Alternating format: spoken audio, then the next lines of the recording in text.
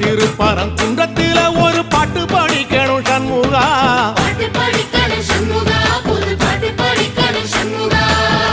உள்ளிமையில் ஏறி வந்து நீ கேட்டு ரசிக்கணும் சண்முகா,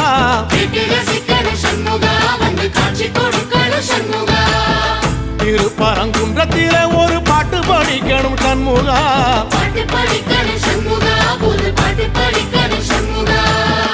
உள்ளிமையில் ஏறி வந்து நீ கேட்டு ரசிக்கணும் சண்முகா,